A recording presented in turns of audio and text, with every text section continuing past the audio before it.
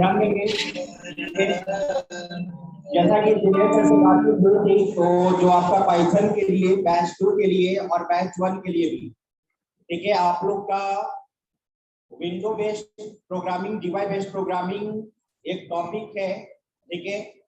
उस चीज को मैं डिस्कस कर देता हूं और मे भी, ठीक है, बैच 1 और बैच 2, बैच 1 में भी डीवाई प्रोग्रामिंग में भी नहीं स्टार्ट हुआ है।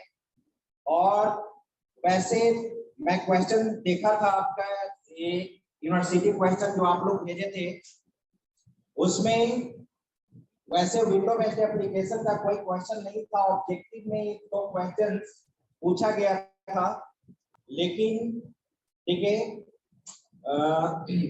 उसमें सब्जेक्टिव क्वेश्चन में विंडो बेस्ड एप्लीकेशन से नहीं था, ठीक है। और उसमें क्वेश्चंस, हाँ, कोर्स के कॉन्सेप्ट में एक क्वेश्चन था, ठीक है। तो ऐसा नहीं कि आपसे कोर्स से क्वेश्चन नहीं पूछा जाएगा या विंडो बेस्ड से नहीं आएगा। हो सकता है कि इस बार अगर सब्जेक्टिव में क्वेश्चन पूछ दे तो आप उसको कैसे जवाब देंगे, कैसे लिखेंगे, वो चीज आपको जानना होगा। ओके, तो सबसे पहले हम लोग यहाँ पे विंडो बेस्ड एप्लीकेशन के लिए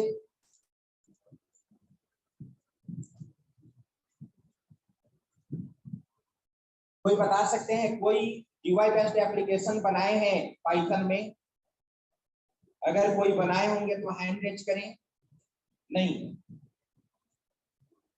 उसके लिए एक इंटर मॉडल होता है, मॉड्यूल, उसको हम लोग यूज करते हैं। ये पाइथन भी होता है, उसको भी हम लोग यूज करते हैं, ठीक है। फिर WX या WY पाइथन करके आता है, ठीक है, उसको भी आप यूज कर सकते हैं। लेकिन सबसे पहले अभी एक प्रॉब्लम है कि आज लैपटॉप का प्रॉब्लम मेरा सॉल्व हो जाएगा, ठीक है। जब तक उसको एग्जीक्यूट करके हम नहीं दिखाएंगे, ठीक है, तब तक आपको विंडो बेस्ड एप्लीकेशन समझ में नहीं आएगा, ठीक है। लेकिन ये आप जान लीजिए कि बहुत ही आसान है। जिस तरह से आप HTML में text box, video button, check box बनाते हो, उसी तरह से हम लोग पाइथन में भी बनाएंगे। सारा वहां पे कंट्रोल है और उस कंट्रोल को अकॉर्डिंग टू रिक्वायरमेंट आप क्या कर सकते हैं, यूज कर सकते हैं, ठीक है। तो उस चीज को हम लोग नेक्स्ट क्लास में देखेंगे। और आज हम लोग यहाँ पे, अगर आपको जिस टॉपिक में प्रॉब्लम है उस टॉपिक को आप पूछ सकते हैं। जैसे किसी ने बोला था कि फंक्शन या उसका कॉन्सेप्ट में कुछ अगर प्रॉब्लम है तो आप पूछ सकते हैं, या कुछ अगर इंपॉर्टेंट क्वेश्चन है तो वो डिस्कस करते हैं, इंपॉर्टेंट क्वेश्चंस को डिस्कस कर देते हैं, ठीक है।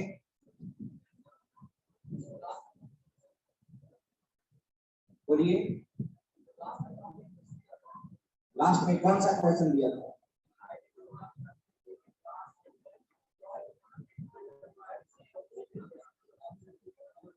हाँ, वो नहीं बनाए थे।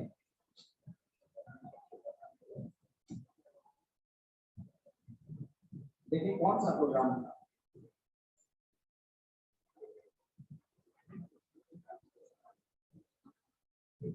अच्छा, क्लास यूज करके नहीं, ध्यान दीजिए, ठीक है। एक प्रोग्राम था कि write a program in Python to create a class as named employee, to input employee ID, name, post and basic salary. After that print all records, ठीक है। तो ध्यान दीजिए, यहाँ पे मैंने बताया था वो चीज आपको ऑलरेडी डिस्कस, बैच 1 तो पढ़ चुका है, उसका कॉन्सेप्ट फिर भी रिवीजन हो जाएगा, कैसे आप प्रोग्रामिंग लिखेंगे। और बैच 2 में भी दिनेश सर बोल रहे थे कि उसका कॉन्सेप्ट अब हम स्टार्ट करने वाले हैं, आप सब जीवाई बेस्ड पढ़ा दीजिएगा। ओके, एक ग्रुप से स्टार्ट हो चुका है बैच 2। ओके ओके, ठीक है। फिर भी मैं एक प्रोग्राम बता देता हूँ, ठीक है। मैं नेक्स्ट क्लास में विंडो बेस्ड एप्लीकेशन पे काम करना बताऊंगा, लैपटॉप आ जाएगा तो ध्यान दीजिए। सिंपल, अभी ये मान के चलो कि किसी भी प्रोग्रामिंग में, ऑब्जेक्ट ओरिएंटेड में, क्लास एक प्रकार का कंटेनर होता है। क्लास एक प्रकार का कंटेनर होता है जिसके अंदर हम लोग मेंबर वेरिएबल और मेंबर फंक्शन को रखते हैं। क्लास एक प्रकार का हमारा कंटेनर है जिसके अंदर वेरिएबल और फंक्शन को रखते हैं। आप ऑलरेडी वेरिएबल जानते हैं, ऑलरेडी फंक्शन जानते हैं, तो बस आप ये जानिए कि class is a container that consist of variable and function.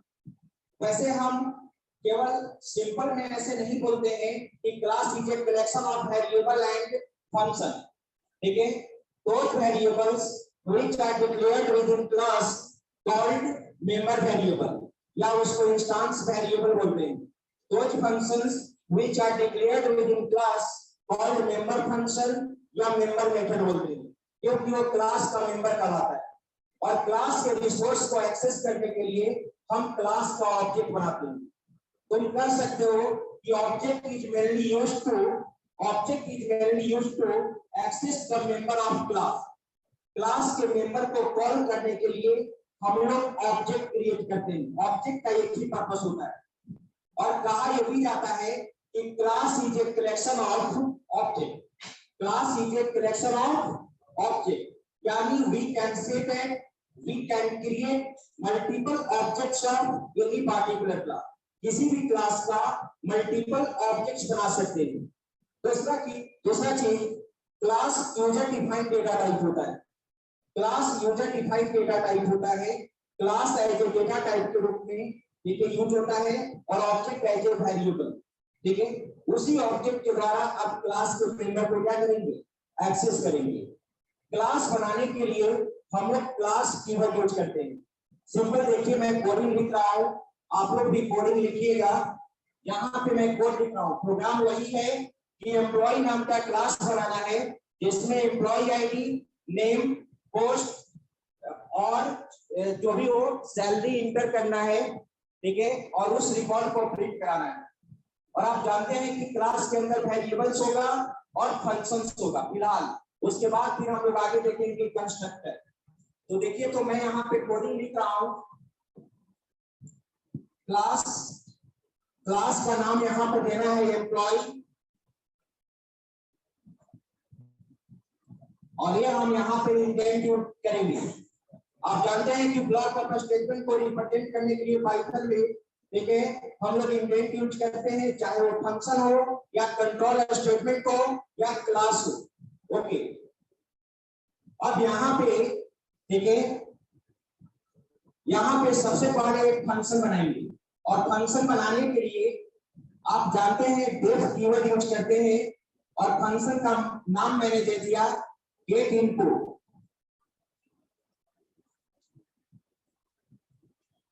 और याद रखना, पाइथन में यहाँ पर जो भी मेथड्स बनाओगे, फंक्शन बनाओगे, उसमें पैरामीटर के रूप में सेल्फ कीवर्ड पास किया जाता है। कौन सा कीवर्ड? सेल्फ कीवर्ड, जो क्लास के करेंट ऑब्जेक्ट को रिप्रेजेंट करता है। ये मैंडेटरी है। यहाँ पे मैंने लिखा सेल्फ। अगर कोई आपसे पूछे कि व्हाट इज सेल्फ कीवर्ड, तो आपको बताना होगा कि self is a keyword that represents current object of class. ठीक है, जब भी मेथड्स बनाओगे, जब भी कंस्ट्रक्टर बनाओगे, तो फर्स्ट पैरामीटर के रूप में सेल्फ कीवर्ड पास करना यहाँ पे मैंडेटरी है। अब इस फंक्शन का बड़ी डिफाइन करेंगे। आप देख रहे हैं यहाँ पे मैंने इंडेंट यूज किया, और आपको यूज करना है employee ID, name, post, salary.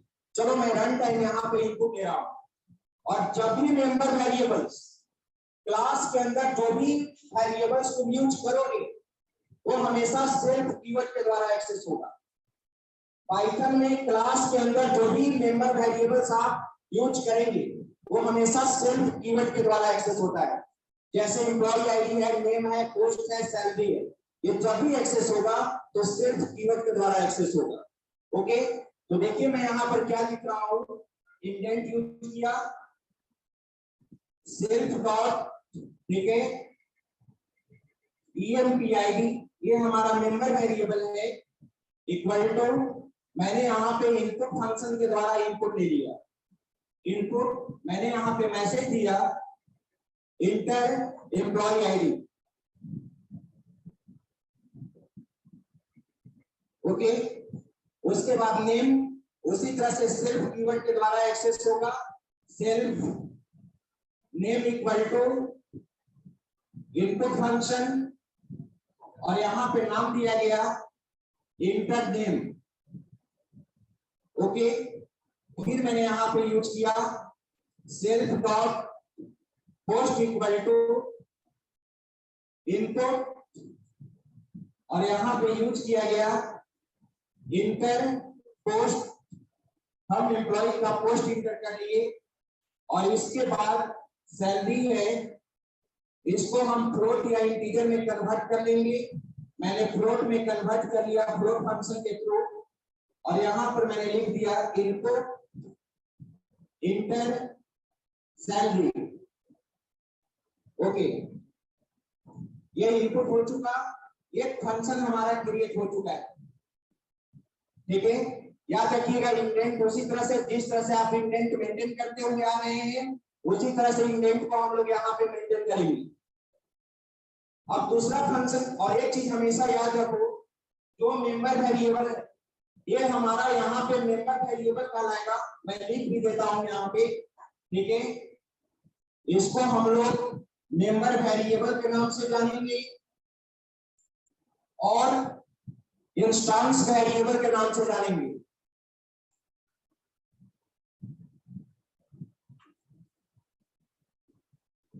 तो याद रखिएगा मेंबर वेरिएबल और इंस्टेंस वेरिएबल, ठीक है, ये हमेशा सेल्फ कीवर्ड के द्वारा रिप्रेजेंट होता है और इस empid इस नेम पोस्ट सैलरी को इस क्लास में तुम कहीं पर भी एक्सेस कर सकते हो। जैसे याद कीजिए मैंने प्रीवियस क्लास में आप लोगों को बताया था कि जिस फंक्शन के अंदर जब वेरिएबल हम लोग यूज करते हैं वो वेरिएबल लोकल वेरिएबल की तरह यूज होता है, उसी फंक्शन के अंदर एक्सेस होगा, आउटसाइड एक्सेस नहीं होगा। उसको ग्लोबल बनाना होगा तब हम लोग एक्सेस करेंगे। लेकिन यहाँ क्लास के अंदर किसी पार्टिकुलर फंक्शन के अंदर मैंने ये गेट इनपुट के अंदर मैंने यहाँ पे वेरिएबल यूज किया, लेकिन ये मेंबर वेरिएबल होने के कारण इस क्लास में इस पूरे क्लास में एक्सेस होगा। ओके, ठीक है। और यहाँ पे ये चीज और मुझे जानना होगा कि इसको तो मेंबर वेरिएबल बोलते हैं, इसको इंस्टेंस वेरिएबल बोलते हैं। ये पूरे क्लास में एक्सेस होगा, ठीक है। क्लास के बाहर भी आप एक्सेस कर सकते हैं, लेकिन उसके लिए मुझे एक्सेस स्पेसिफायर यूज करना होगा, प्राइवेट प्रोटेक्टेड पब्लिक। जस्ट मैं इसके आगे बताऊंगा ये प्राइवेट क्या करता है, पब्लिक क्या करता है, प्रोटेक्टेड क्या करता है। एक चीज और, यहाँ पर जो आप देख रहे हैं कि मेंबर वेरिएबल और इंस्टेंस वेरिएबल है, ओके, ठीक है, और एक क्लास वेरिएबल भी होता है, एक क्लास वेरिएबल भी होता है। तो क्या कोई बता सकता है कि क्लास वेरिएबल किसको कहते हैं? बैचलर के बच्चे बताएंगे। क्लास वेरिएबल के बारे में आप जानते हैं? बैचलर स्टूडेंट्स, आप किसी भी क्लास के अंदर, ठीक है, किसी भी वेरिएबल को मेंबर वेरिएबल कब कहोगे और क्लास वेरिएबल कब कहोगे?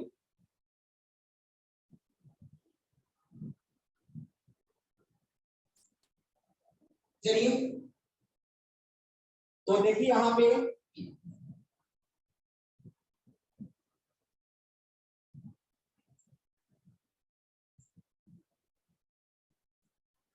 तो याद रखिएगा जब हम लोग क्लास वेरिएबल यूज करते हैं तो क्लास वेरिएबल किसी फंक्शन के अंदर हम लोग डिक्लेयर नहीं करते।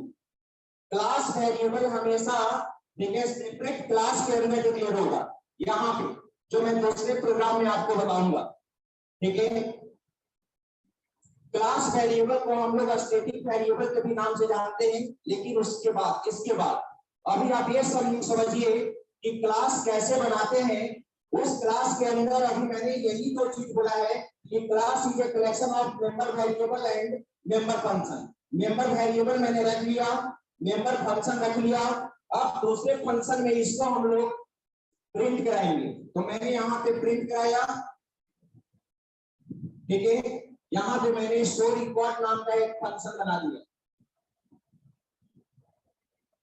इसमें भी मुझे सेल्फ कीवर्ड यूज करना होगा, ये मैंडेटरी है। इंस्टेंस मेथड यानी मेंबर मेथड में सेल्फ पैरामीटर पास करना मैंडेटरी है। वही जब स्टैटिक मेथड पढ़ोगे तो हम वहां पे सेल्फ कीवर्ड पास नहीं करते हैं। और ये मैं कमेंट सेक्शन में मैं लिख देता हूं, ये हमारा इंस्टेंस मेथड, इसको हम लोग इंस्टेंस मेथड कहेंगे, या इसको हम मेंबर फंक्शन या मेथड भी बोल सकते हैं। ओके, लेकिन एक क्लास मेथड नहीं है, it is not class method. अब यहां पर आप ध्यान दीजिए, अब इसका इंटेंट, अब ये सारे रिकॉर्ड को मैं प्रिंट करना चाहता हूं यहाँ पे, तो मैंने लिखा प्रिंट, ठीक है। सबसे पहले एम्प्लॉय आईडी, इक्वल टू, जब भी एक्सेस होगा तो सेल्फ कीवर्ड के थ्रू एक्सेस होगा, याद रखना, मेंबर वेरिएबल। तो मैंने यहां कॉमा दिया, सेल्फ डॉट, जो नाम है आपका मेंबर वेरिएबल का, EMPID, ओके, ठीक है। आगे बढ़ो, बैकस्लैश n दे दिया न्यू लाइन के लिए। फिर हमारा यहाँ पर नेम है, नेम इक्वल टू कॉमा, फिर यहाँ पे सेल्फ डॉट, नेम है तो नेम यूज किया गया। फिर यहाँ पर मैंने बैकस्लैश n दिया और यहाँ पे post equal two comma, self dot post लिख दिया गया, ओके, कॉमा दिया। अब यहाँ पे फिर मैंने बैकस्लैश n दिया और इसके बाद लास्ट में हमारा यहाँ पे सैलरी है, salary equal two comma, self dot salary,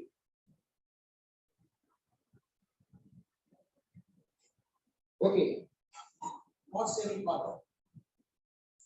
ये भी फंक्शन बन चुका। अब यहाँ ध्यान दो, ये क्लास का इंडेंट है, इंडेंट मेंटेन करना बहुत ही मैंडेटरी है। क्लास तो हमारा बन कर रेडी हो चुका। अब आप जानते हैं कि क्लास पहले से भी आपको मालूम है कि किसी भी फंक्शन का बड़ी तभी एग्जीक्यूट होता है जब हम फंक्शन को कॉल करते हैं। जब हम फंक्शन को कॉल करेंगे तो क्लास के मेंबर को कॉल करने के लिए क्लास का ऑब्जेक्ट बनाना पड़ता है। तो मैं, आप देखिए पाइथन में कैसे किसी क्लास का ऑब्जेक्ट बनता है। तो मैंने यहाँ पर यूज किया ओबीजे इंडेंट के अनुसार। अब यहाँ पे चलेगा इंडेंट, मैंने ऑब्जेक्ट बनाया ओबीजे, ऑब्जेक्ट का नाम कुछ भी होगा, ठीक है, according to identifier rules. OBJ equal to, class का नाम हमारा यहाँ पे एम्प्लॉई है, ओके, ऑब्जेक्ट बन चुका। मैं यहाँ पे कमेंट सेक्शन में लिख दिया क्रिएटिंग ऑब्जेक्ट। और आप जानते हैं कि ऑब्जेक्ट बनाने का पर्पस क्या होता है, इस क्लास के मेंबर को कॉल करने के लिए। मैंने यहाँ पे अब कॉल किया ओबीजे डॉट, सबसे पहले किस फंक्शन को कॉल करेंगे, गेट इनपुट को कॉल किया जाएगा।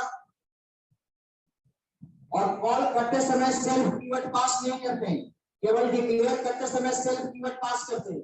जिस समय मेंबर फंक्शन डिक्लेयर करोगे उस समय सेल्फ कीवर्ड पास करोगे। कॉल हो चुका।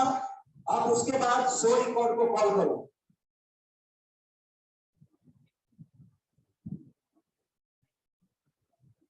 शो रिकॉर्ड को कॉल कर चुके, ये रिकॉर्ड प्रिंट हो जाएगा। यही सिंपल अभी कॉन्सेप्ट है आपका, ये सिंपल कॉन्सेप्ट है आपका क्लास का।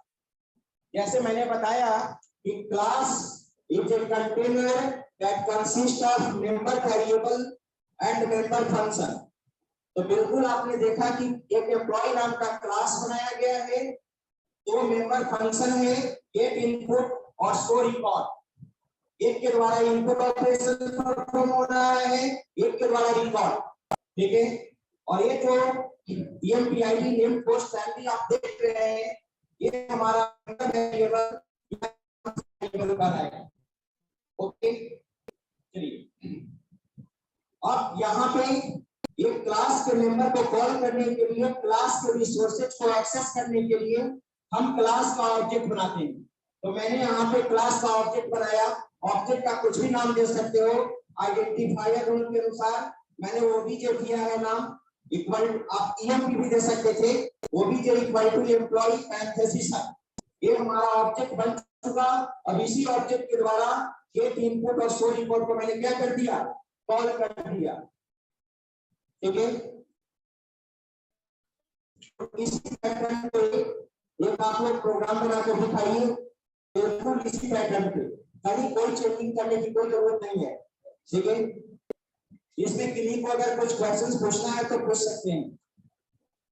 अगर किन्हीं को प्रॉब्लम है, अब मैंने बोल दिया कि class is a collection of member variable and member function. Okay, तो मैंने मेंबर वेरिएबल और मेंबर फंक्शन को रख दिया। अब उस मेंबर वेरिएबल और मेंबर फंक्शन को एक्सेस करने के लिए क्लास का क्या बनाया, ऑब्जेक्ट बनाया, और उस ऑब्जेक्ट के द्वारा मैंने कॉल कर दिया। ठीक है, आप इसी तरह से प्रोग्राम लिखेंगे या जो भी आप यूज करते होंगे आईडीई या जो भी यूज करते हैं,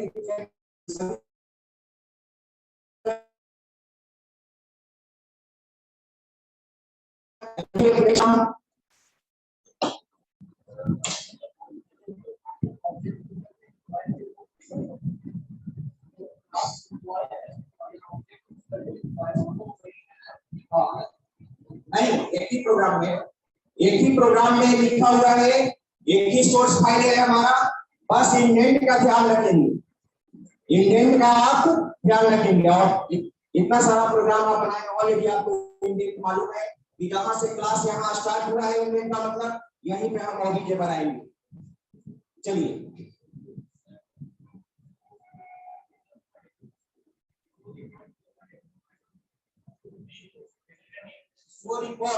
वो तो यूजर डिफाइंड फंक्शन नेम है। कौन सा वेरिएबल है, कैसे वेरिएबल है, फंक्शन, फंक्शन मैं बोल रहा हूँ। हाँ, यूजर डिफाइंड फंक्शन, यानी क्लास के अंदर जो पाइथन में आप वेरिएबल और फंक्शन जानते हो, उसी को क्लास के अंदर हम रख देंगे। तो उसी वेरिएबल को मेंबर वेरिएबल के नाम से जानेंगे और फंक्शन को किस नाम से जानेंगे, मेंबर फंक्शन या मेंबर मेथड के नाम से जानेंगे। राइट, या फिर आगे बढ़े, क्योंकि प्रैक्टिस करने का टाइम नहीं, आगे बताएं, क्योंकि हम प्रोग्राम बनाने में क्यों टाइम को वेस्ट करें।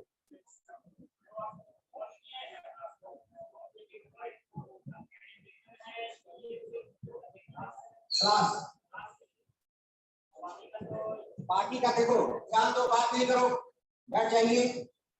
ये इंडेंट आप देख रहे हो, ध्यान दो, class employee colon sign, indent यहाँ पे इसका देखिए। राइट, ये इंडेंट हुआ क्लास का यहाँ पे, ये फंक्शन।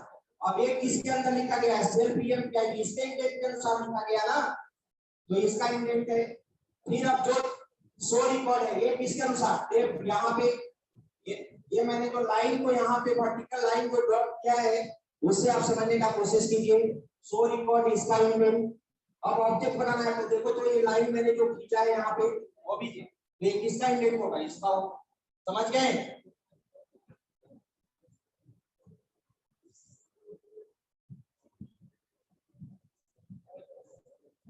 ध्यान दो। 3 एक्सेस स्पेसिफायर होता है। हो सकता है कि बैच 1 पढ़े हैं या नहीं, क्लास के मेंबर के पहले 3 एक्सेस स्पेसिफायर यूज करते हैं। वो लगता है सो गया, उसको जवाब क्या, इधर ध्यान दो। 3 तरह का एक्सेस स्पेसिफायर होता है। एक्सेस स्पेसिफायर रिप्रेजेंट करता है कि क्लास का मेंबर कहां पे एक्सेस होगा। Access specifier represents accessibility of member variable. ठीक है, कि क्लास का वो मेंबर हमारा कहां पर एक्सेस होगा, या जब मतलब अपने आप टाइम डिसाइड करोगे। बैठो, तो क्लास के लिए जैसे आप फंक्शन के अंदर वेरिएबल बनाते थे, लोकल वेरिएबल और ग्लोबल वेरिएबल, तो लोकल वेरिएबल और ग्लोबल वेरिएबल का स्कोप है ना, कहां पे एक्सेस होगा। Local variable within function access होता है, ग्लोबल वेरिएबल पूरे प्रोग्राम में कहीं पर भी एक्सेस होता है, मोर देन वन फंक्शन में एक्सेस होता है।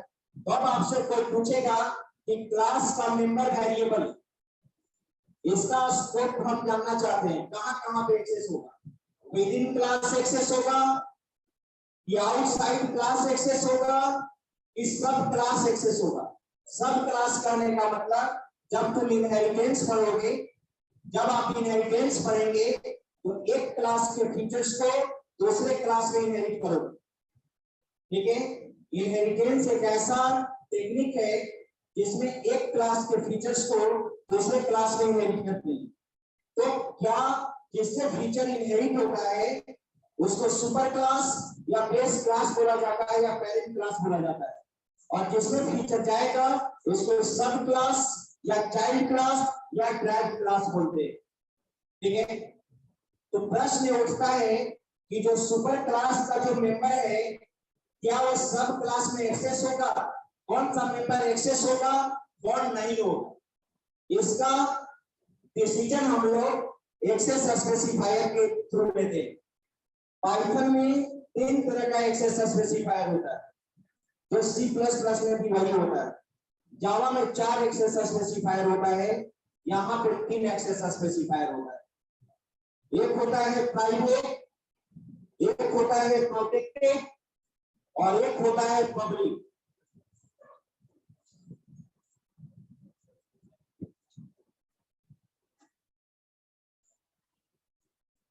एक्सेस स्पेसिफायर एक होता है private,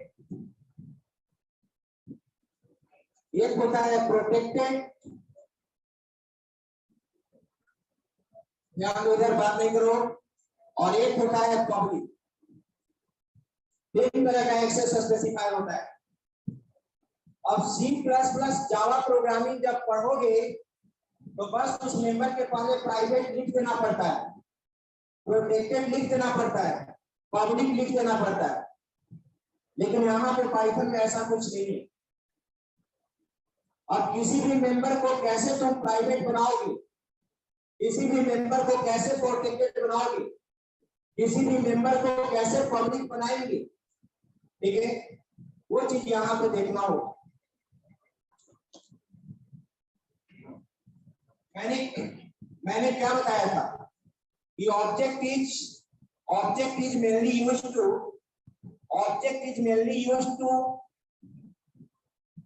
access the resource of class के रिसोर्सेज को एक्सेस करने के लिए यूज करते हैं। तो क्लास का रिसोर्सेज तो हमारा मेंबर वेरिएबल भी है और मेंबर मेथड भी है।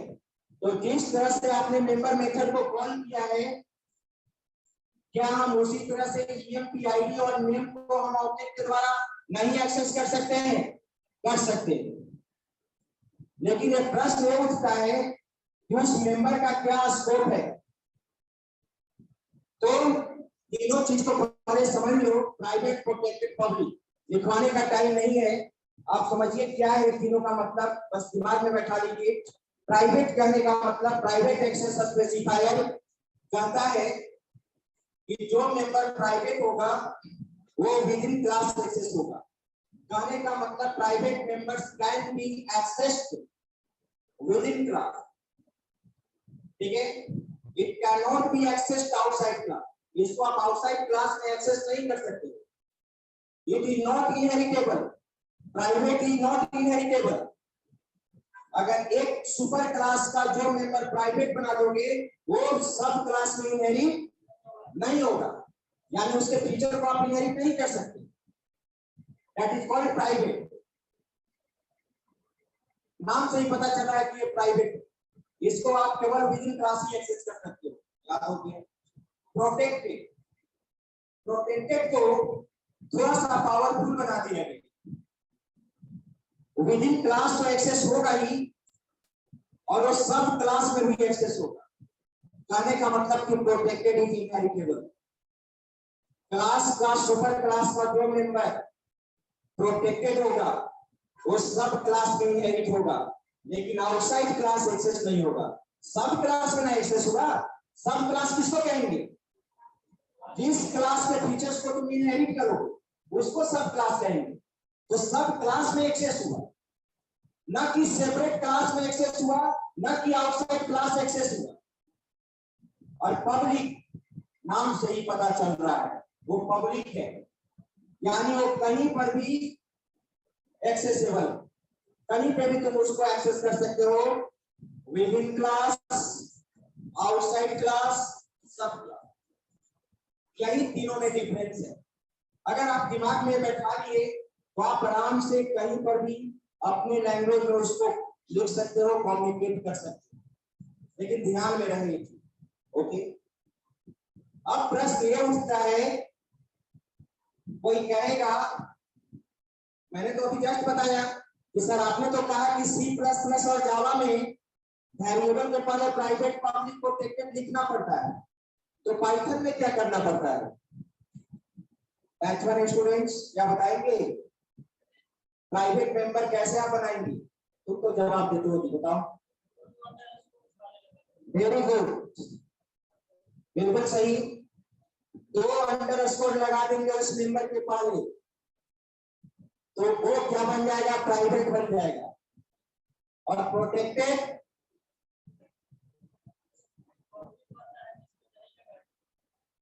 ये भी सही बोला, पब्लिक इसको पता है कि इसमें कुछ भी नहीं लगाया जाता है। यानी अभी जो क्लास जो मेंबर वेरिएबल बनाए हैं वो बिल्कुल पब्लिक है, इसको अभी कहीं पर भी एक्सेस कर सकते हैं। EMP-ID, नेम, पोस्ट, सैलरी को कहीं पर भी एक्सेस कर सकते हैं। और प्रोटेक्टेड इसमें एक अंडरस्कोर लगता है, ठीक है, जिसमें एक अंडरस्कोर लगता है, ठीक है, वो हमारा प्रोटेक्टेड होता है। जिस मेंबर वेरिएबल के पहले 2 अंडरस्कोर लग जाएगा वो प्राइवेट बन जाएगा। जिस मेंबर वेरिएबल के पहले एक अंडरस्कोर लग जाएगा डिक्लेयर करते समय, बनाते समय, वो हमारा प्रोटेक्टेड बन जाएगा। और जिसमें कुछ भी नहीं लगेगा वो पब्लिक। करने का मतलब कि पाइथन में डिफॉल्ट एक्सेस स्पेसिफायर पब्लिक होता है, C++ में डिफॉल्ट एक्सेस स्पेसिफायर प्राइवेट होता है। अगर C++ में किसी पेपर के पहले अगर कोई भी एक्सेस स्पेसिफायर नहीं लगा है तो प्राइवेट की तरह ट्रीट करेगा। और जावा में तो डिफॉल्ट एक्सेस स्पेसिफायर होता ही। ओके, चलिए एक्सेस स्पेसिफायर डाल गए। अब अगर मैं इसको एक्सेस करना चाहूं, ये EMP-ID हमारा क्या है? पब्लिक। क्या है? हम यहाँ पे इसको एक्सेस कर रहे हैं। देखो यहाँ पर लिख रहे हैं एक लाइन, और आप इसको एग्जीक्यूट करके जरूर देखोगे। मैंने प्रिंट में लिखा और यहाँ पर एक मैसेज दिया, एम्प्लॉय ID डबल कोट के अंदर कॉमा, ऑब्जेक्ट के द्वारा एक्सेस करेंगे हम, क्योंकि क्लास का मेंबर वेरिएबल है obj डॉट EMP-ID वर्क करेगा। यही अगर प्राइवेट रहता तो ये बिल्कुल वर्क नहीं करता। चलिए आप ये भी समझ गए। अब मैं यहाँ पे, ठीक है, एक टर्म होता है जो पूछता भी है, जिसको हम यहाँ पे लिखवाना भी चाहेंगे, ठीक है। अब इसी में ध्यान दो, अब पैरामीटर, जिस तरह से तुम फंक्शन में पैरामीटर पास करते हो उसी तरह से हम फंक्शन में पैरामीटर पास कर लेंगे, उसको अलग से समझाने की जरूरत नहीं है। जस्ट मैं नेक्स्ट प्रोग्राम में यहाँ पर लिखने जा रहा हूँ, लेकिन उसके साथ एक टर्म हम लोग को जानना होगा यहाँ पे। उस टर्म का नाम है फंक्शन ओवरलोडिंग या मेथड ओवरलोडिंग।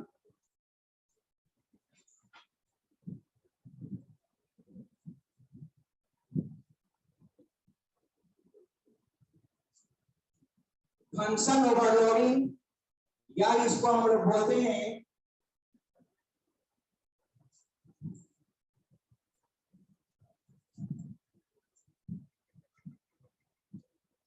Method overloading.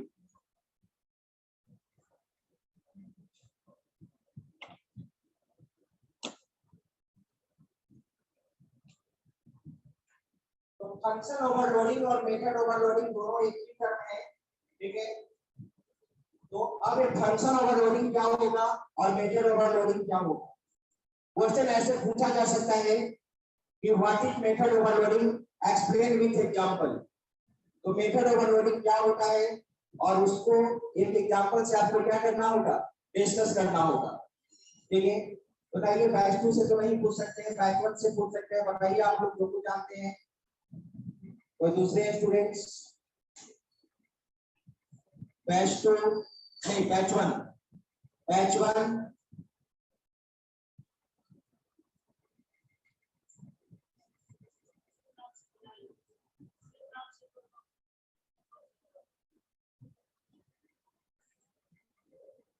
और बैच 2 और बैच 1 ऐसे क्यों आप आंसर दे रहे हो? केवल एक ही स्टूडेंट्स, जबकि आप ऑब्जेक्ट ओरिएंटेड में भी पढ़ चुके।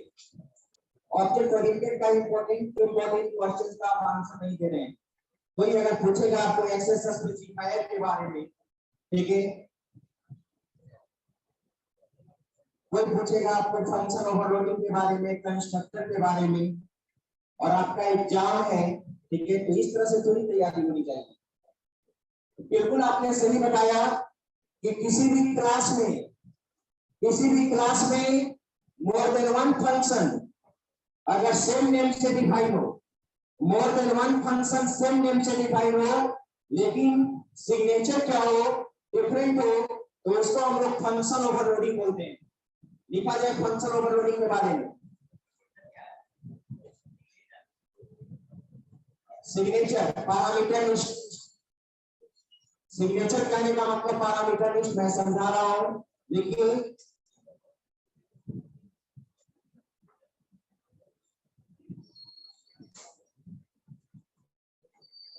ठीक है, it is a process in which it is a process in which we can define more than one function. We can define more than one function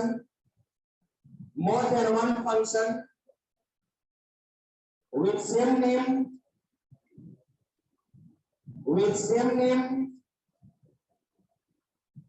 and same signature, with same name and same signature। Signature oblique sign दे दो वहां पे, उसको parameter list भी बोलते हैं, parameter list. Sorry, एक line repeat करो, with same name but different signature, with same name but different signature, signature को ऑब्लिक साइन देकर वहां पर आप पैरामीटर लिस्ट लिख सकते हो, parameter list.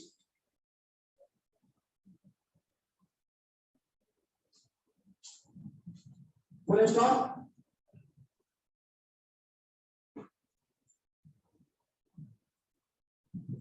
In this case, full stop देने के बाद, in this case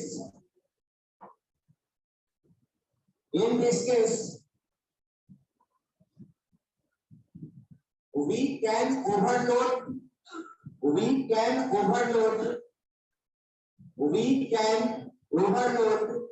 function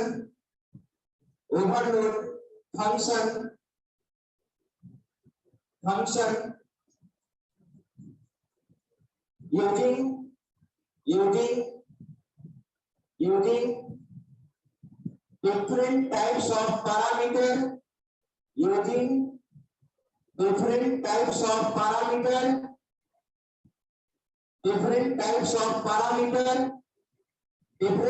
of parameter, and number of parameters।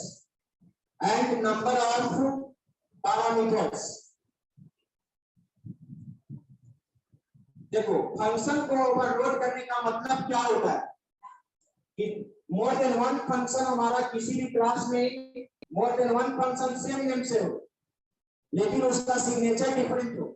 Signature different कहने का मतलब पैरामीटर लिस्ट डिफरेंट टाइप का हो, या नंबर ऑफ पैरामीटर्स क्या हो, चेंज हो। अगर एक फंक्शन में मैंने 2 पैरामीटर्स बनाया है, ठीक है, और दोनों पैरामीटर्स मैंने इंटीजर टाइप का एक तरह से रख दिया।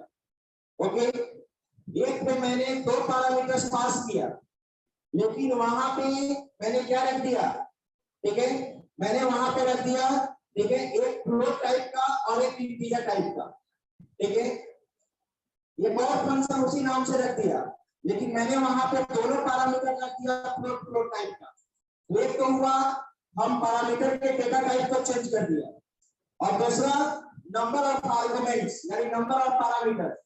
एक फंक्शन में 2 पैरामीटर पास किए गए, दूसरे फंक्शन में 3 पैरामीटर्स पास किए गए, तीसरे फंक्शन में 4 पैरामीटर्स पास किए गए। तो इस तरह से फंक्शन को आप लोग क्या कर सकते हैं, overload. Python does not support function overloading concept.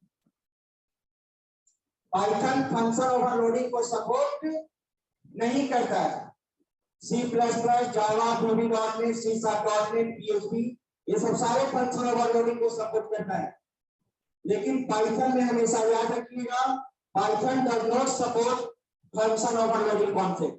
अगर आप क्लास में more than one function same नाम से डिफाइन करने का कोशिश किया और पैरामीटर्स भी आपने डिफरेंट दिया, तो क्लास तो हमारा बन जाएगा वहां पे, डिक्लेयर करते समय कहीं कोई एरर्स नहीं आएंगे, लेकिन जब आप कॉल करेंगे, ठीक है, तो वहां पर एक ही फंक्शन कॉल होगा, एक ही फंक्शन कॉल होगा।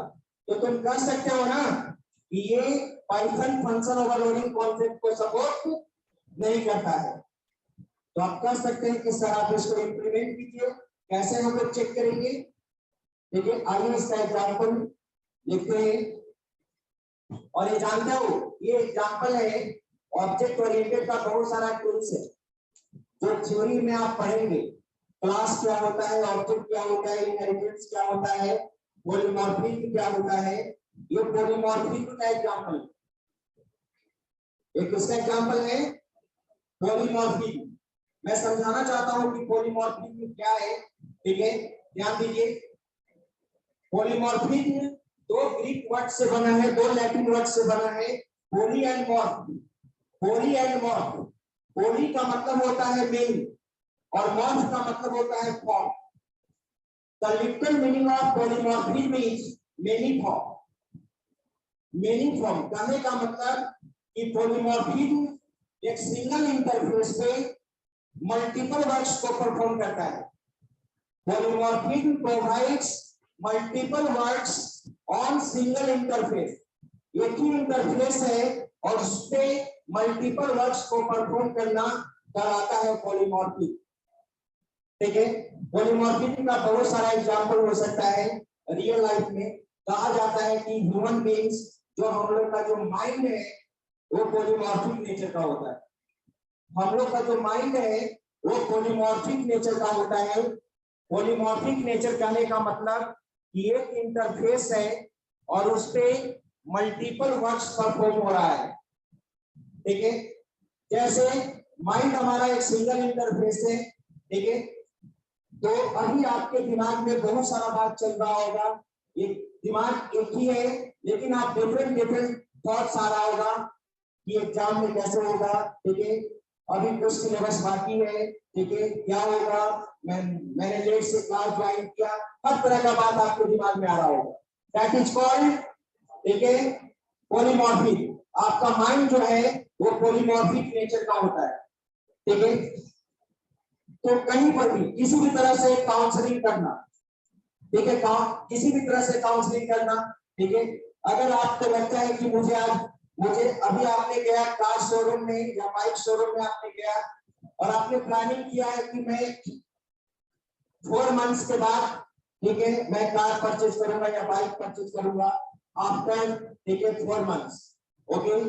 लेकिन जैसे ही आपने गए उस तरह से आपको वहां पे काउंसलिंग किया गया, हो सकता है कि आप वहां से बाइक लेकर भी आ गए, ठीक है।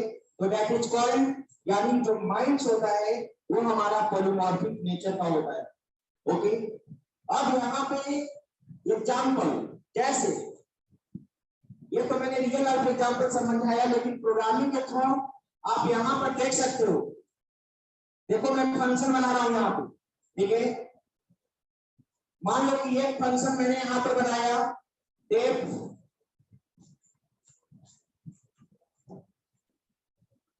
फाइंड है, इसमें मैंने दो पैरामीटर पास किया।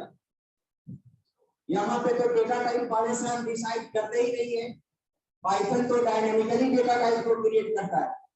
ठीक है, यही कारण है कि पाइथन, ठीक है, यही कारण है कि पाइथन फंक्शन ओवरलोडिंग को सपोर्ट नहीं करता है। दूसरा देखो तो यहाँ पर नाम से मैंने रखा सिंगल इंटरफेस, लेकिन यहाँ पर ए बी सी तीन पैरामीटर्स मैंने डिफाइन किया। ठीक है, ये दो नंबर को सम करेगा या तीन नंबर को सम करेगा। ठीक है, फिर यहाँ पर नेक्स्ट फंक्शन मैंने बनाया A, B, C, D। Okay, यही हमारा सिग्नेचर्स है यहाँ पर पैरामीटर जो डिफरेंट है। अगर पाइथन अगर सपोर्ट करता तो तीनों फंक्शन हम क्लास के अंदर डिफाइन करते और तीनों फंक्शन को हम कॉल कर देते, लेकिन पाइथन में ऐसा पॉसिबल है ही नहीं। आप क्लास में मैं तीनों फंक्शन को भी जस्ट मैं डिफाइन करूंगा, आप तीनों को कॉल कर लीजिए, बिल्कुल एक वर्क करेगा, दो वर्क नहीं करेगा। ठीक है, तो इसलिए नोट में ये भी लिखना है पाइथन डज नॉट सपोर्ट। इस एग्जांपल को लिखने के बाद इसको एग्जांपल करके इसको लिखो और उसके बाद नोट में लिखना।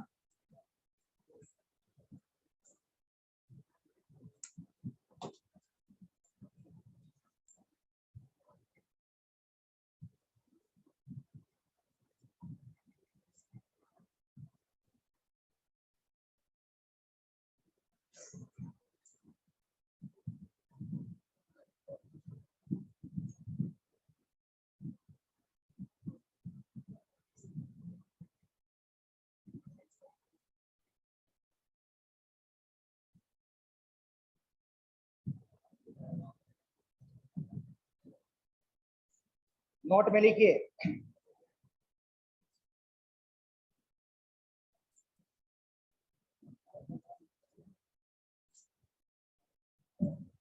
Python does not support method overloading. Note में लिख लो Python does not support method overloading.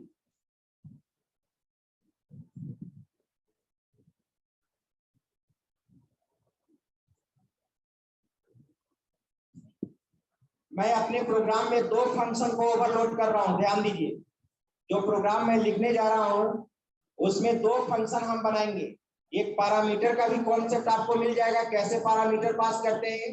ठीक है, और यहाँ पे ओवरलोडिंग का भी कॉन्सेप्ट आपको पता चल जाएगा।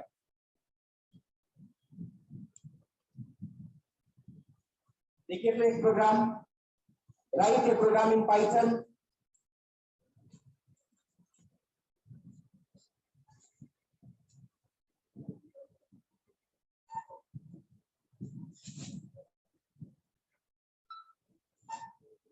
Write a program in Python to create a class. To create a class as named a student. Write a program in Python to create a class as named a student. As named a student. देख रहे हो duster, तुम बच्चे हो कि तुमको समझ नहीं आ रहा, कितना बार रिपीट करें? स्मार्ट में बना करो। ठीक है, कभी देख लिए, ठीक है, तो फिर समझ लेना। इसलिए लास्ट वार्निंग देती है तुम्हारे लिए, मुझे सारा कुछ पता चलता है। ठीक है, इसलिए हिसाब से रहना सीखो।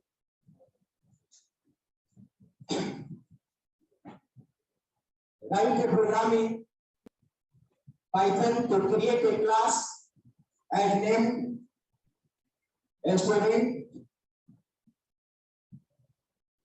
to input roll number,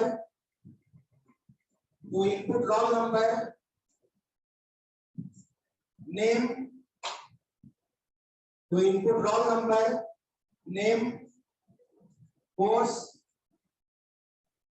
and marks of 3 subjects. Course and marks of 3 subjects. 3 subjects.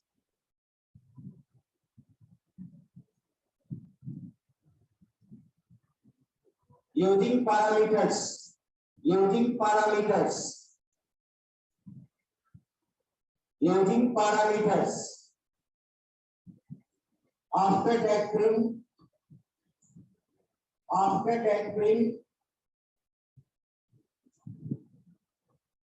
total and percentage marks. After factoring total marks and percentage marks. Full stop. Implement function overloading concept. Full stop देने के बाद उसी में लिखो implement function overloading concept.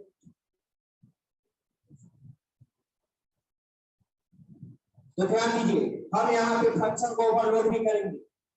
2 function हम बनाएंगे gate input के नाम से।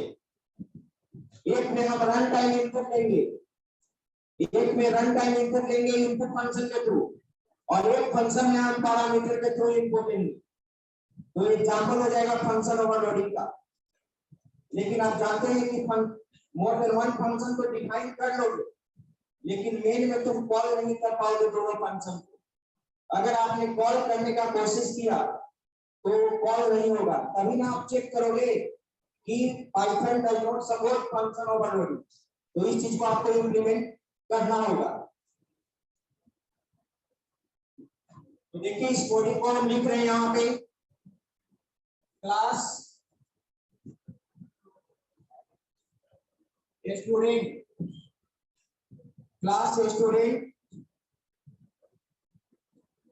मैंने यहाँ पे सबसे पहले इनपुट लेते हैं टेप। फंक्शन का नाम मैंने यहाँ पर दे दिया get input.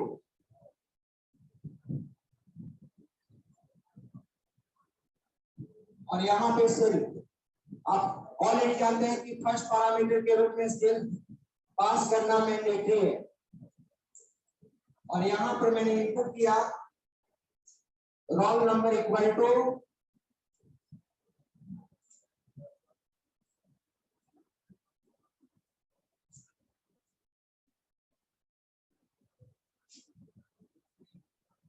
Name equal to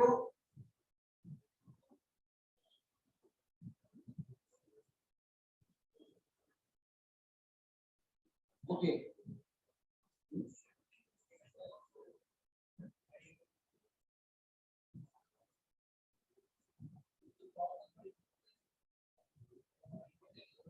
कोई जरूरी नहीं है रोल नंबर पे कैलकुलेशन परफॉर्म करने की जरूरत नहीं है। ये क्वेश्चंस अगर आप पूछते हैं कि सर मोबाइल नंबर अगर रहेगा तो मोबाइल नंबर में न्यूमेरिकल वैल्यू है, तो क्या आप मोबाइल नंबर इंटीजर लीजिएगा ना? क्या मुझे 2 मोबाइल नंबर को सब्ट्रैक्ट और मल्टीप्लाई करना है? एडजस्टिंग फॉर्मेट रहेगा। लेकिन हाँ, अगर आप फी को, आप सैलरी को, क्या आप स्ट्रिंग टाइप का ले सकते हैं? नहीं, क्योंकि उसमें कैलकुलेशन परफॉर्म करना है। बैंक का अकाउंट नंबर तो न्यूमेरिकल डिजिट रहता है, तो क्या आप उसको इंटीजर में ले? नहीं, स्ट्रिंग यूज करें। याद रखना यहाँ पे सेल्फ कीवर्ड छूट गया था, ये इंटेंट इसके अनुसार है। इंटेंट का ध्यान रखना। ओके, अब चलो self course equal to input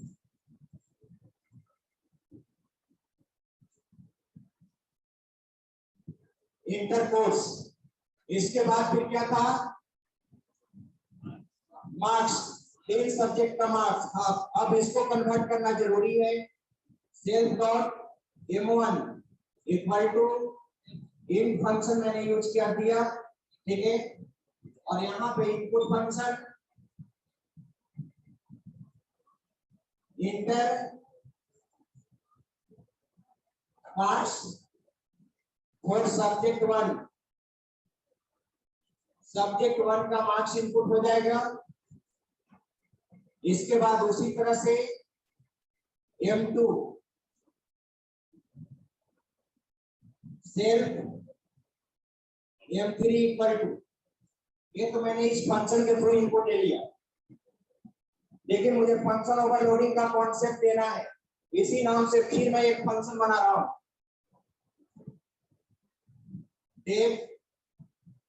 gate input.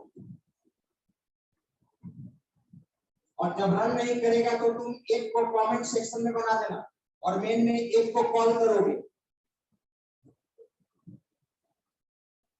ठीक है।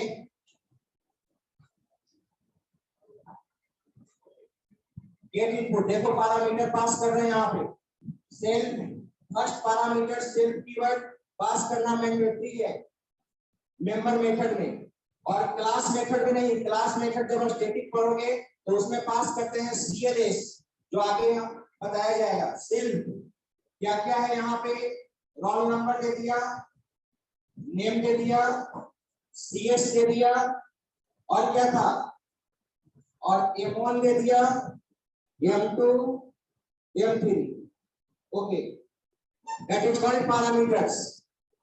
और तुम पहले से ही जानते हो कि जो फंक्शन का पैरामीटर्स होता है वो लोकल वेरिएबल की तरह ट्रीट करता है। क्या आप ही बताओ, क्या हम इस CS को क्या इस फंक्शन के बाहर एक्सेस कर सकते हैं? नहीं। और आप ऑलरेडी फंक्शन के कॉन्सेप्ट सही से बैठो। तो यहाँ पर ध्यान दो, आप पहले से भी जानते हैं कि जो भी पैरामीटर्स हम लोग पास करते हैं वो लोकल वेरिएबल की तरह ट्रीट करता है, ओके। इस पैरामीटर्स को तुम दूसरे फंक्शन में एक्सेस नहीं कर सकते हो। और तुम ये भी जानते हो कि जब इस फंक्शन को तुम कॉल करोगे तो सभी पैरामीटर्स का वैल्यू सप्लाई करना होगा, रोल नंबर का वैल्यू सप्लाई करना होगा। कॉल करते समय जो भी रोल नंबर वैल्यू सप्लाई किए 10 अगर सप्लाई किया तो रोल नंबर रिसीव करेगा। नेम में अगर XYZ दिया मैंने तो नेम रिसीव करेगा। अगर CS में मैंने BCA दिया तो BCA को कौन रिसीव करेगा? CS रिसीव करेगा। लेकिन पूरे क्लास में कौन एक्सेस होगा? पूरे क्लास में कौन एक्सेस होगा? क्या roll number name CS M1 ये एक्सेस होगा? इंस्टेंस वेरिएबल एक्सेस होगा ना। तो मुझे क्या करना होगा, इस फॉर्मल पैरामीटर के वैल्यू को, ठीक है, अगर आप फंक्शन पढ़े होंगे तो हो सकता है फॉर्मल पैरामीटर एक्चुअल पैरामीटर का कॉन्सेप्ट आपको मिला होगा। ये जो पैरामीटर्स है, इस पैरामीटर्स के वैल्यू को मुझे इसमें कॉपी करना होगा। तो देखो मैं कॉपी कर रहा हूं,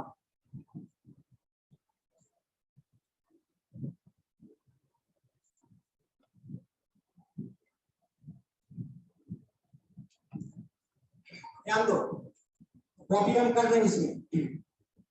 तो सेल्फ डॉट रोल नंबर, नाम है, अगर यहाँ पर सेम भी हो सकता है डिफरेंट भी होता है, कोई दिक्कत नहीं। यहाँ पे रोल नंबर, यहाँ पे ये नहीं समझेंगे कि यहाँ पे रोल नंबर सेम है तो यहाँ पर भी रोल नंबर सेम रखना होगा, कोई मतलब नहीं है। यहाँ पे सेल्फ डॉट रोल नंबर, तुम और भी जानते हो कि मेंबर वेरिएबल को रिप्रेजेंट करने के लिए, सेल्फ कीवर्ड यूज यहाँ पे हो रहा है। तो ऑलरेडी जो पाइथन का इंटरप्रेटर है वो ऑलरेडी समझ लेगा कि कौन सा फॉर्मल पैरामीटर है और कौन सा मेंबर वेरिएबल है। जावा और C++ में सेल्फ कीवर्ड की जगह दिस कीवर्ड यूज करते हैं हम लोग, दिस कीवर्ड।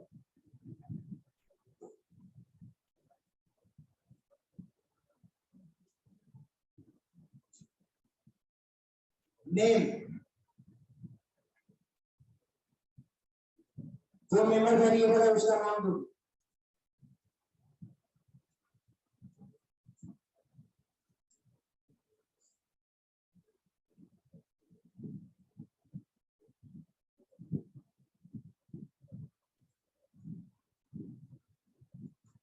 ओके, ठीक है, ये भी फंक्शन हमारा रेडी हो चुका है और ये भी फंक्शन हमारा रेडी हो चुका है। अब मुझे टोटल मार्क्स निकालना है और परसेंटेज मार्क्स मुझे निकालना है।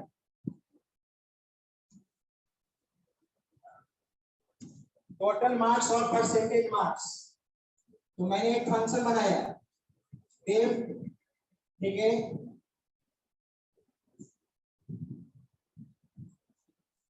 फाइंड टोटल, सेल्फ यूज कर दिया, ओके। तो हम लोग यहाँ पे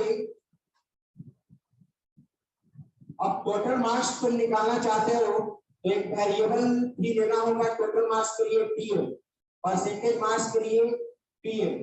तो मैंने यहाँ पर ले लिया सेल्फ, ध्यान दो, पीएम इक्वल टू पीएम कहने का मतलब टोटल मार्क्स, तो self dot M1 plus self dot M2 plus self dot M3, okay.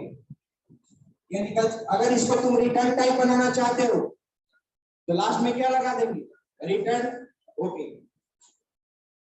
ये भी फंक्शन कंप्लीट। दूसरा फंक्शन बनाओ, find percentage,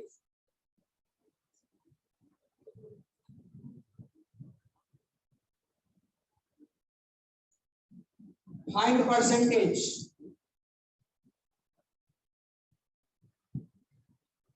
self dot PM, PM कहने का मतलब यहाँ पे परसेंटेज मार्क्स। अगर एवरी सब्जेक्ट हमारा 100 मार्क्स का है और 3 सब्जेक्ट है तो डायरेक्ट टोटल मार्क्स को 3 से हम क्या करते, डिवाइड,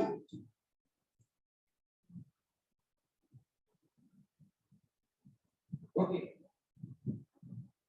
ये भी निकल चुका। अब हम यहाँ पे सारे डिटेल्स को प्रिंट कराएंगे, सारे डिटेल्स को प्रिंट करो। मैंने बोला था कि ऑब्जेक्ट ओरिएंटेड का कॉन्सेप्ट सीखने के पहले पूरी तरह से फंक्शन का कॉन्सेप्ट, अभी तो ये कुछ यूज ही नहीं हो रहा है।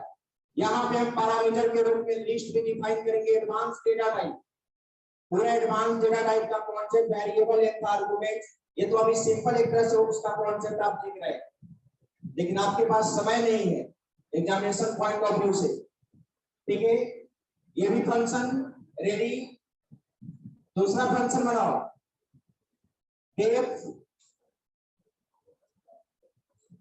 Show result. अब पढ़ोगे तब ना, क्लास में बैठने के लिए बताना पड़ता है कि ऐसे बैठो, ऐसे पढ़ो।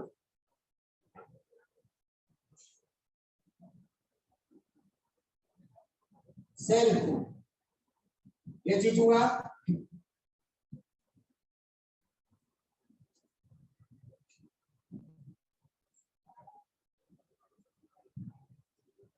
अब ध्यान दो यहाँ पे, अब सारे रिकॉर्ड्स को क्या करना होगा, प्रिंट कराना होगा, ठीक है।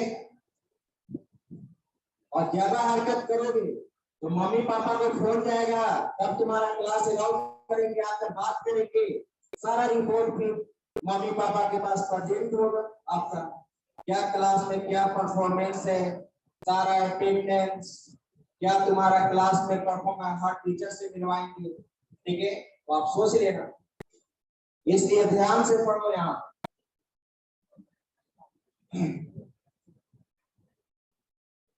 सो रिजल्ट, अब यहाँ पे रिकॉर्ड को हम प्रिंट करा रहे हैं, तो प्रिंट कराने का वही कॉन्सेप्ट, मैं तो केवल प्रिंट करा देता हूं, उसके बाद आप उसी तरह से प्रिंट करा लोगे। देखो यहाँ पे print roll number equal to self dot roll number, ठीक है। फिर यहाँ पे back slash name equal to self dot name, मुझे सारा डिटेल्स प्रिंट होना चाहिए। इसी तरह से मैंने टेस्ट टेस्ट दे दिया और लास्ट में मैंने परसेंटेज मार्क्स को लिख दिया, टोटल मार्क्स, तीनों सब्जेक्ट का मार्क्स सब प्रिंट करा देना। और यहाँ पे मैंने लिख दिया बैक स्लैश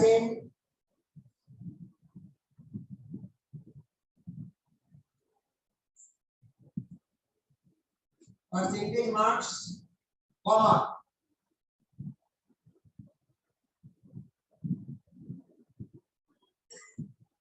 क्या था, सेल्फ डॉट पीएम। अब आपको बोलते हैं, डांटते हैं तो केवल आपके, मुझे तो आपका नाम भी नहीं मालूम कि अब जो उसको बता रहा है, क्यों हम उसको डांटने जाए। या और किसी को क्यों नहीं डांट रहे, आपको बोल रहे हैं, ठीक है। हो सकता है कि कभी वो कुछ प्रॉब्लम क्रिएट करेगा, उसको भी बोला जाएगा। हम आपके लिए डांट रहे हैं, आपसे कोई मुझे पर्सनली कोई दुश्मनी नहीं है। सेल्फ डॉट पीएम ध्यान दें यहां पर, ओके। ये आ चुका, क्लास हमारा बनकर रेडी हो चुका, क्लास हमारा बनकर रेडी हो चुका। अब इस क्लास के मेंबर को, तुम जानते हो कि किसी भी क्लास का या फंक्शन का बड़ी तभी एग्जीक्यूट करेगा जब हम उस फंक्शन को कॉल करेंगे।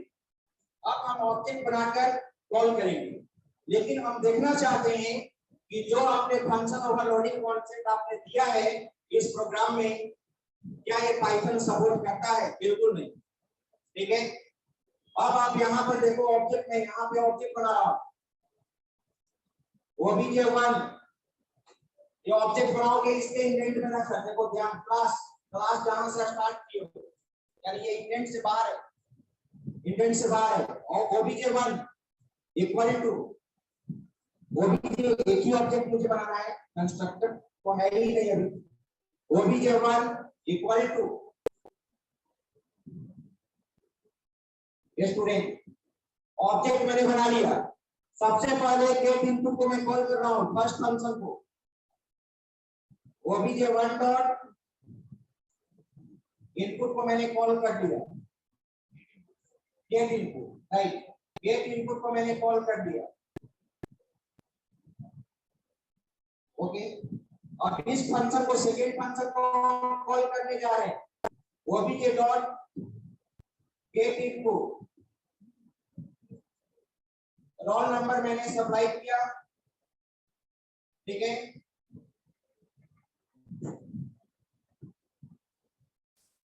क्या नाम है तुम्हारा, रोल नंबर बताओ।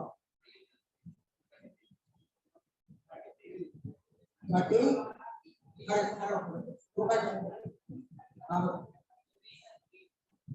नाम बताओ।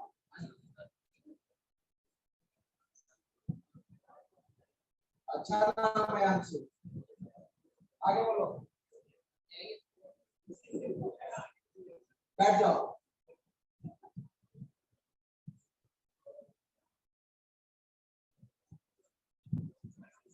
अब तुम्हारा नाम याद रहेगा कि क्लास में हम तुमको डांटे थे, अंशु, रोल नंबर 3 90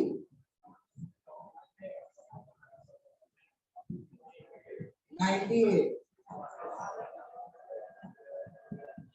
चलिए, तो सब्जेक्ट का मार्क्स मैंने इंटर कर दिया।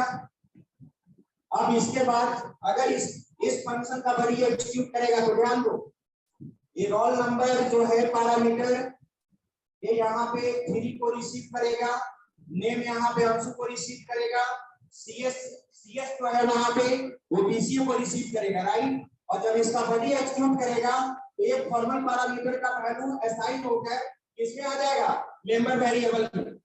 और उस मेंबर वेरिएबल को आप ऑलरेडी शो रिजल्ट में कॉल किए, ओके। चलिए, अब मुझे फाइंड टोटल को कॉल करना होगा, obj dot find total, obj dot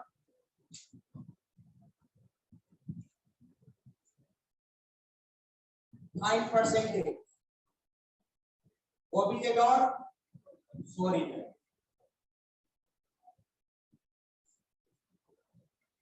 okay. अब इस प्रोग्राम को एग्जीक्यूट कराइएगा तो यही पे एरर आएगा, ठीक है। तो अब आप क्या कीजिएगा, एक एक आप कमेंट सेक्शन में देकर, ठीक है, आप एक एक करके एग्जीक्यूट कराइएगा, आपका प्रोग्राम एग्जीक्यूट कर जाएगा।